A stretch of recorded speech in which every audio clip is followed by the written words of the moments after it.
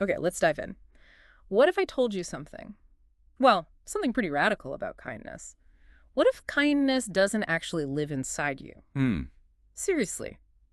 Just let that sink in for a second. What if it's not something you were born with or, something your parents taught you? What if it's not really yours? Exactly. What if it's not yours at all? It's a huge reframing, isn't it? Because we usually think of kindness as like this internal quality of virtue we possess. Right, something we have. But the research we've been digging into suggests something completely different, a whole other way of looking at where it comes from. Yeah, the sources really challenge that assumption. Think about it like this. What if kindness is more like music? Okay. It doesn't live in just one instrument, right, or one voice. It sort of emerges Yeah. in the space between them. And the resonance, the attunement. Yes, like two tuning forks, they're silent on their own, but bring them close, and suddenly there's this powerful resonance wave between them. It only really exists when there's an other involved, another tuning fork to harmonize with.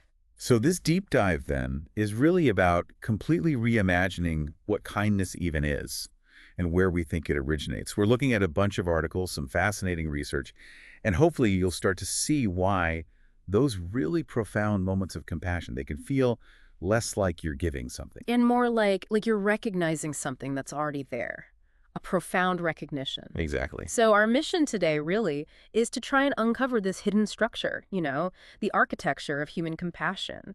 Why does it feel so natural sometimes and maybe so forced or effortful other times? And we're going to explore this concept the research labels relational intelligence. Right, relational intelligence, Yeah. which is basically this powerful idea that our best qualities, our most beautiful human traits, they don't just spring up from inside us. Yeah, emerge between us. Yes, in those spaces where our lives intersect, where one awareness meets another. And what's really compelling is that this isn't just some abstract philosophy, is it? It has real practical implications. Big time. Implications for how you raise your kids, for instance, how you build relationships that are, genuinely strong. And even how we create communities, Mhm. communities that just naturally seem to foster care and compassion. So yeah, settle in. This could really shift how you think about connection itself. Okay, so first off, let's challenge that basic assumption most of us probably carry around.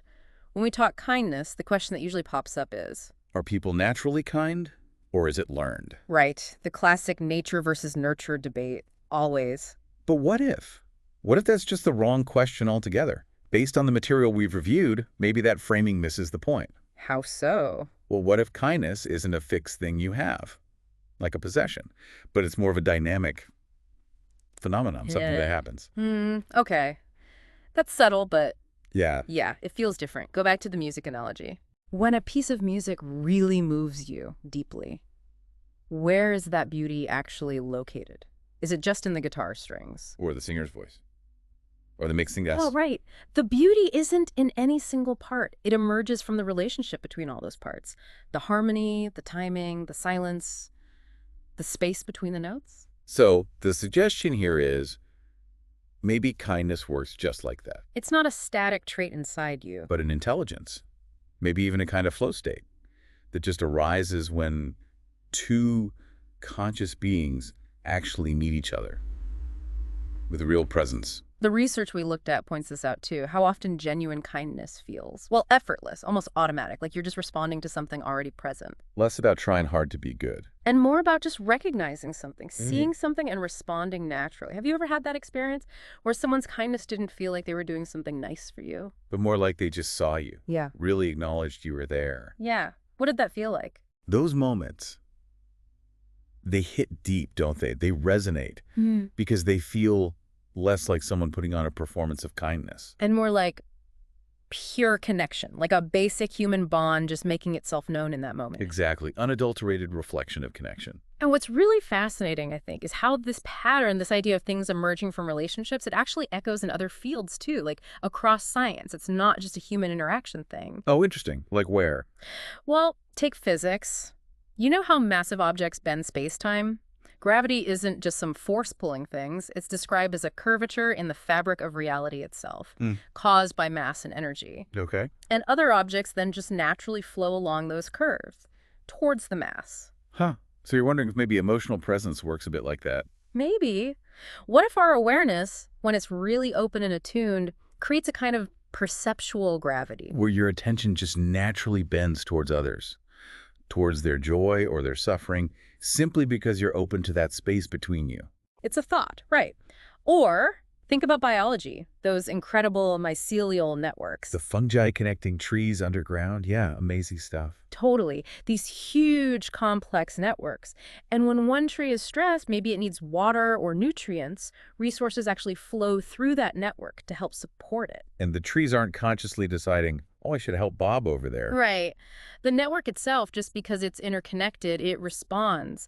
The system facilitates the support. That really makes you think about our own human networks, doesn't it? Our Yeah. communities, our families, if we build them to be genuinely interconnected and responsive. What kind of spontaneous compassion just emerges is that suggests the environment, the structure itself can be a huge catalyst for kindness. Definitely. And then you've got neuroscience, mirror neurons. Yes, mirror neurons. Those are wild. These brain cells that fire both when you do something like pick up a cup. And when you just watch someone else do the exact same thing. Your brain is literally simulating, rehearsing the experiences of others.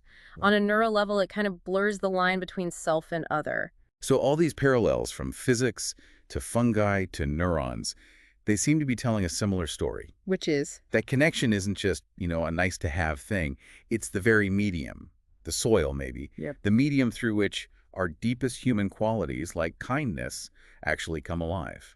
The sources really suggest that compassion isn't about us as separate individuals acting on others. It's more about the inherent responsiveness built into interconnected systems, whether those systems are forests or human relationships. Which leads to a really key insight, I think.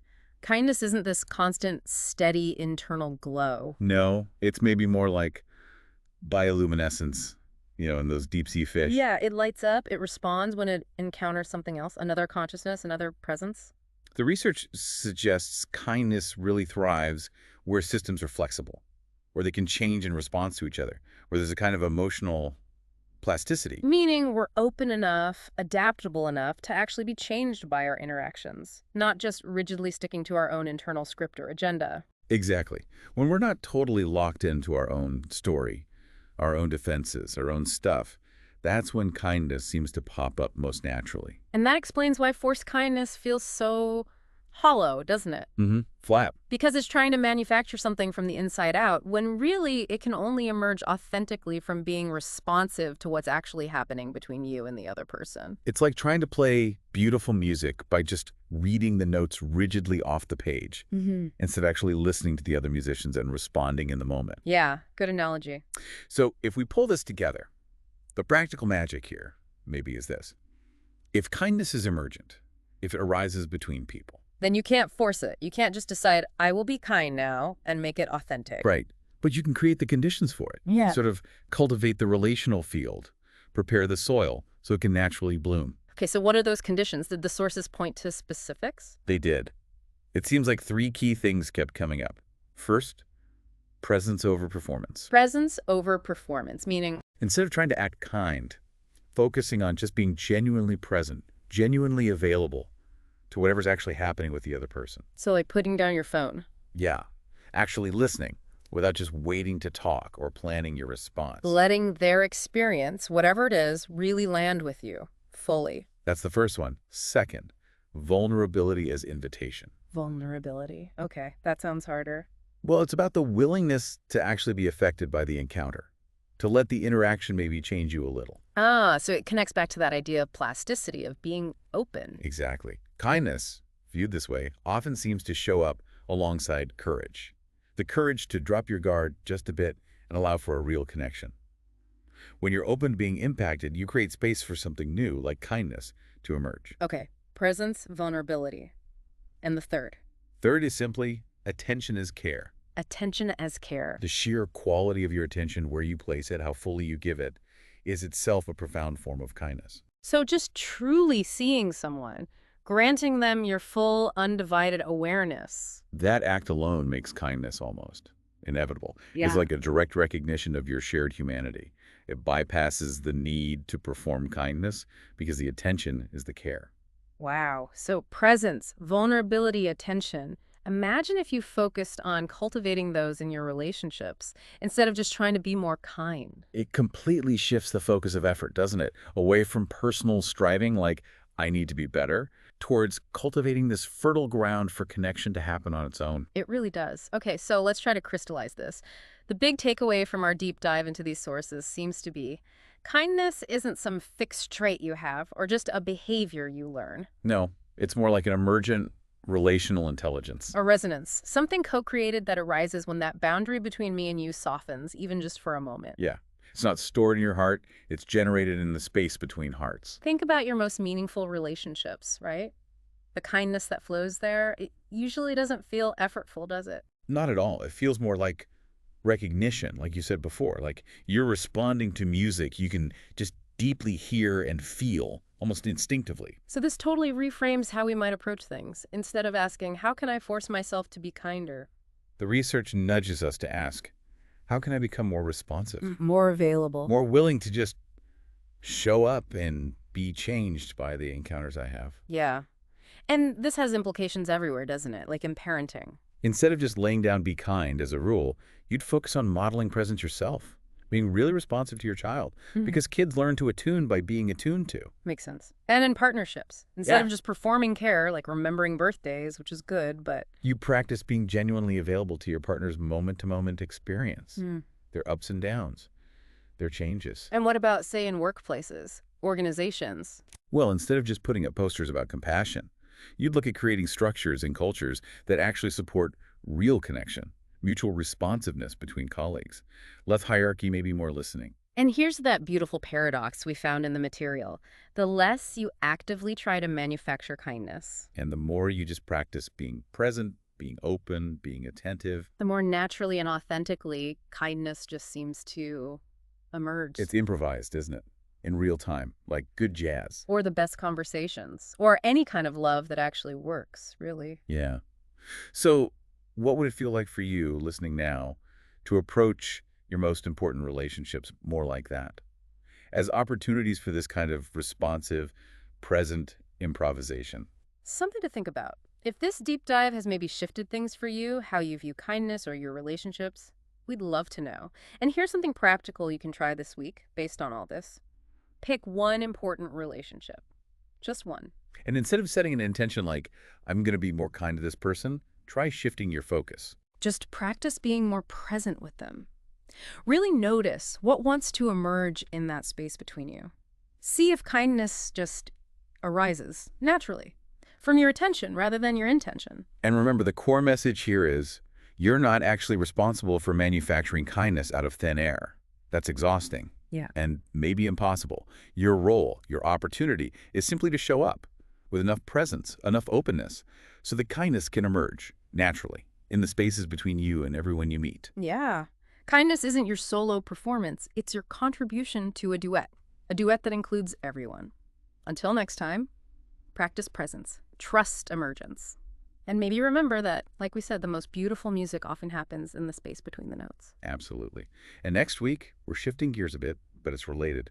We'll be diving into the art of emotional composting. Ooh, intriguing. Yeah, looking at how we can potentially transform difficult emotions, the tough stuff, into wisdom, but without spiritually bypassing the actual feeling. It should be a good one.